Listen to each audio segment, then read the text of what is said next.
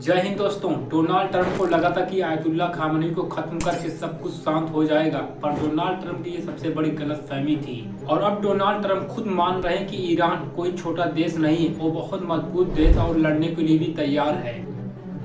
They said, "What's left?"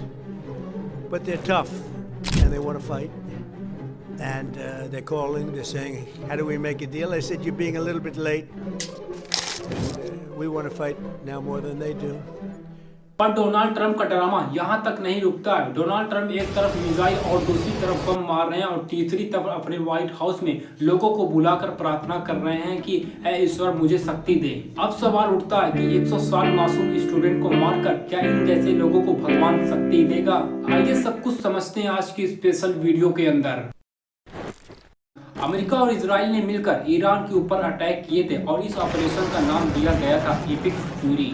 और ये strike सिर्फ एक दिनों की स्ट्राइक नहीं थी, बल्कि अमेरिका का कहना है कि स्ट्राइक कई दिनों तक चलेगी। Going to destroy their missiles and raise their missile industry to the ground. It will be totally again obliterated. और ईरान के अलग अलग इलाकों में स्ट्राइक की गई थी। और सबसे चिंतित बात यह है कि ईरान के president ayatollah Khamenei Ali Khan के कंपाउंड पर भी स्ट्राइक की गई थी। जैसे ही आयतुल्ला खामेनी की कंपाउंड पर अटैक होता, वैसे भी दुनिया भर और ईरान के न्यूज चैनल ने बता दिया कि ईरान की खामेनी की मृत्यु हो चुकी है। हजरत आयतुल्लाह उज़्मा सैयद अली हुसैनी खामेनी در راه سربلندی حرم جمهوری اسلامی ایران شهد شهید گوارای شهادت را نوشیدند। और ये सब जैसे ही होता है, वैसे ही ईरान के अंदर 40 दिन की नेशनल मॉर्निंग और 7 दिन की छुट्टी हो जाती है। और जब अमेरिका इजराइल ने आयतुल्ला खामेनी के हाउस पर अटैक स्ट्राइक करते हैं, तो उस वक्त आयतुल्ला खामेनी के घर में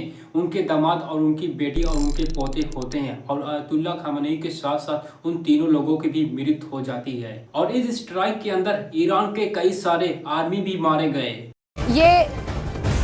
ये तस्वीर देख लीजिए, बड़ी खबर, बड़ा अपडेट इस वॉर में। ईरानी कमांडर जिसकी तस्वीर आप देख रहे हैं, मार दिया गया है ढेर। और जैसे ही खामेनी की मृत्यु होती है, वैसे ईरान से लेकर इंडिया तक मातम पसर जाता है। सबसे पहले आप ईरान और इंडिया की इस वीडियो को भी देख सकते हैं। पसर गया है। उत्तर प्रदेश में भी लखनऊ से लेकर अलीगढ़ और जौनपुर तक शिया समुदाय की आंखों में आंसू है और जुबान पर अमेरिका इजराइल के खिलाफ आक्रोश। यूपी की राजधानी लखनऊ की गलियां हाय खामेनी के नारों से गूंज उठी। छोटा इमामबाड़ा क्षेत्र में मंजर बेहद गमगीन था। बड़ी तादाद में शिया समुदाय के आयतुल्ला खामेनी की मृत्यु के बाद ईरान ने सिर्फ अमेरिका और इजराइल पर मिसाइल नहीं, बल्कि दुबई, कतर और बहरान पर भी मिसाइल को दागे थे।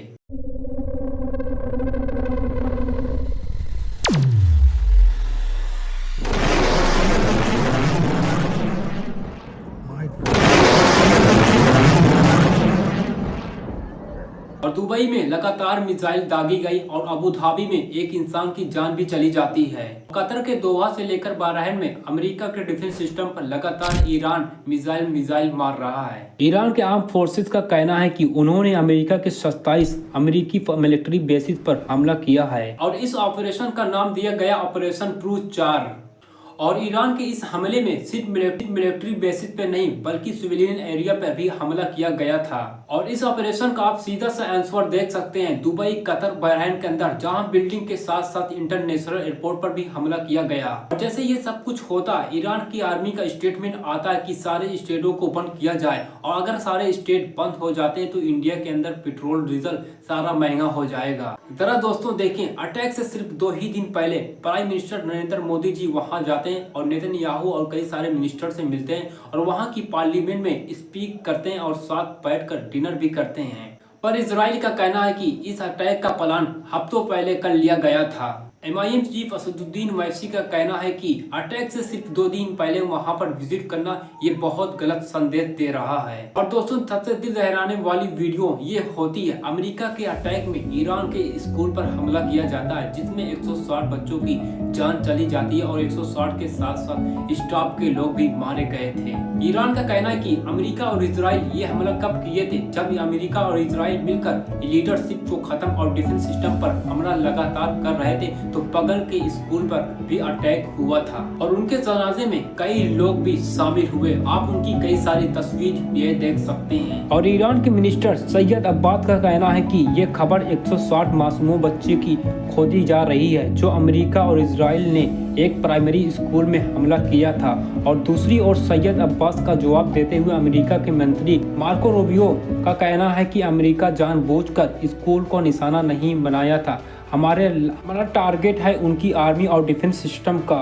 और इधर ईरान इराक से 2 गुना बड़ा और ईरान के लोगों को एडवाइस किया जाता है कि ईरान के अंदर डिक्टेटर को खत्म करके डेमोक्रेसी को लाया जाएगा। To prevent this very wicked, radical dictatorship, hour of your freedom is at hand. आप लोग इस बारे में क्या कहना चाहते हैं कमेंट सेक्शन में अपनी राय जरूर बताएं। मिलते हैं किसी और वीडियो के अंदर, तब तक जय हिंद।